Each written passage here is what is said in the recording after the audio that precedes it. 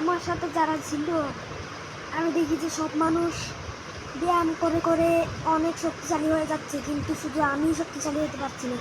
এখন শক্তিশালী হতে হলে আমাকে জিমে যেতে হবে, কিন্তু জিমে যেতে হলে আমার টাকা লাগবে। আমার ঘরের মধ্যে জিম বানাতে হলে আমার টাকা লাগবে। তাহলে আমি এখন টাকা জোগাড় করতে যাই।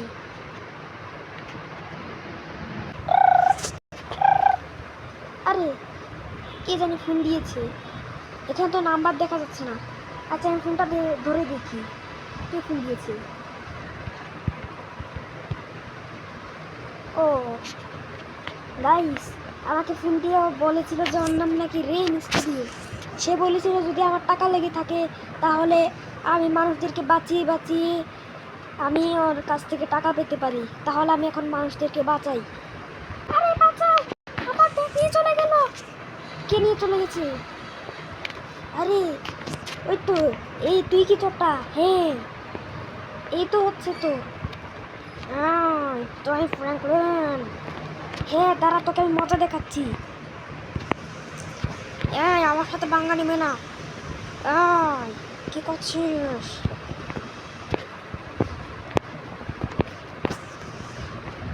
এই তো মেরে ফেলেছি। এখন রে মিস্টারিওকে একটু ফোন দিয়ে নিই।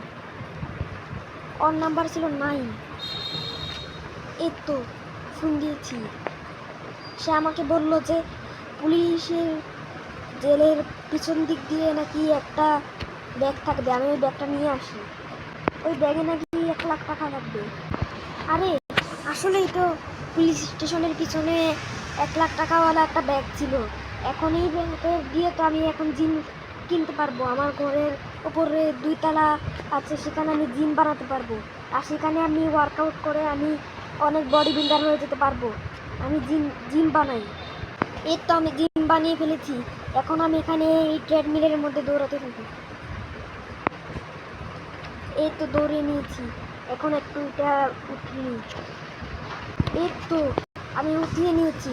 এখন আমি এখানে একটু ঝুলে থাকি এই জায়গাটা ধরে। আরে আমি তো ঝুলে নিয়েছি। এখন দেখি আমার আয়নাতে কি অবস্থা। আরে আমি তো হালকা হয়ে গেছি। এ কি, আমি তো হালকা হয়ে গেছি। এখন তো আমি মানুষদেরকে বাঁচাতে পারবো। আচ্ছা আমি এখন গিয়ে রে মিস্টেরিওকে ফোন দিই। হ্যালো, হ্যাঁ গাইস, আমি রে মিস্টেরিওকে ফোন দিয়েছি। সে বলেছে আমি যদি এবার 2 জনকে বাঁচাতে পারি তাহলে আমাকে 2 লাখ টাকা দিবে। তো আমি 2 জনকে বাঁচাই। অফিসার জন্টু, আমাকে ডাকলেন কেন? কি হয়েছে? ফ্র্যাঙ্কলিন, তোর শরীরে কি হয়েছে? আর তেমন কিছু না, আমি শুধু জিমে যাচ্ছিলাম। আচ্ছা যাই হোক, এখন আমরা খবর পেয়েছি যে সামনে একটা লাল গাড়ি আছে যেটা চুরি করে নিয়েছে একজন মানুষ। সেই লাল গাড়ি থেকে মানুষটাকে বের কর আর আমাদের কাছে ধরিয়ে দেয়। ঠিক আছে, অফিসার জন্টু তো আমাকে কাজটা সহজ করিয়ে দিল। এখন কোন কোন লাল গাড়ি? এখানে তো 2টা লাল গাড়ি, বুঝতে তো পারছি না। এখানে একটা 2টা লাল গাড়ি। আরে আমাকে দেখে তো এটা আমার দিকে আসছে, মনে হয় এইটাই। দাঁড়া, এই দাঁড়া, এই গাড়িটা তো পালিয়ে যাওয়ার চেষ্টা করছে। এই গাড়িটা আমি এখন ভেঙে দিব, কিন্তু বের হো গাড়ি থেকে। এই তো আমি এখন গাড়িটা অফিসের ঝুন্টুর কাছে দিয়ে আসি। এই অফিসের ঝুন্টু, আমি গাড়িটা নিয়ে এসে পড়েছি। এত তাড়াতাড়ি এসে পড়লি? বাহ, তুই তো আসলেই জিমে গেলি। আচ্ছা অফিসের ঝুন্টু, আপনার যদি আর কোনো কাজ লাগে তাহলে আমাকে ডাক দিবেন। ঠিক আছে। আমি এখন একটা কাজ করেছি, এখন আরেকটা কাজ করি। এরপরে হয়তো আমি এরপরে স্যুটটা আনলক করতে পারবো।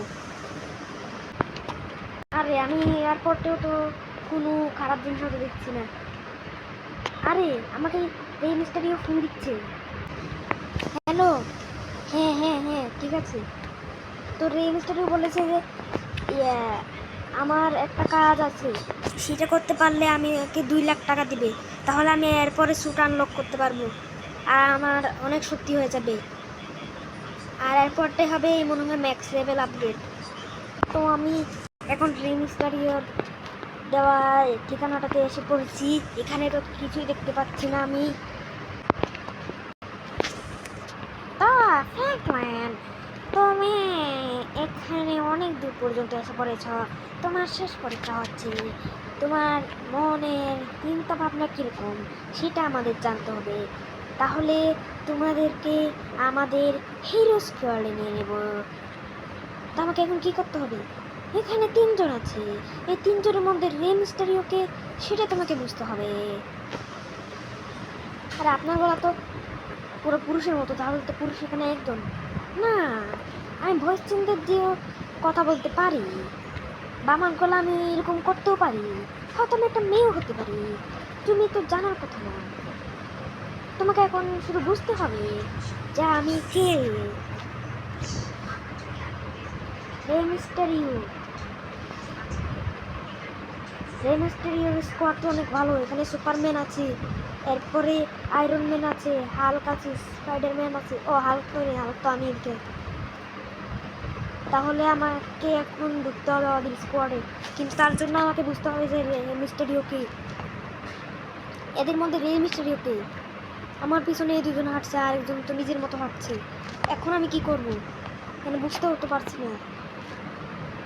একটা বুদ্ধি পেয়েছি। আমি এখন ওদেরকে ঘুষি দিই, কিন্তু ঘুষি দিলেও তো ওরা বুঝতে পারবে না। একটা বুদ্ধি পেয়েছি। রে মিস্টেরিও তো যদি স্কোয়াড চালায়, তাহলে তার কোনো সুপার পাওয়ার থাকার কথা।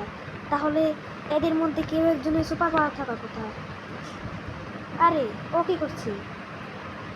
ও তো খালি নিজের মতো হেঁটেই চলছে। এদের মধ্যে কেউ একজনের সুপার পাওয়ার থাকার কথা। কিন্তু রে মিস্টারি তো যেহেতু সুপার হিরো স্কোয়াডের সুপার হিরোরা তো সারাক্ষণ কাজই থাকে, আর তার মানে রে মিস্টারিও এখানে কেউই না। হ্যাঁ ফ্র্যাঙ্কলিন, তুমি ঠিক উত্তর দিয়েছো। এখানে কেউই রে মিস্টারিও না। এবং কি আমি নিজেও রে মিস্টারিও না। আমি রে মিস্টারিওর একজন চামচা, যাকে এগুলা বলতে বলেছিল রে মিস্টারিও। ও, তার মানে কি আমি স্কোয়াডে থাকতে পারবো? হ্যাঁ, তোমাকে স্কোয়াডে স্বাগত।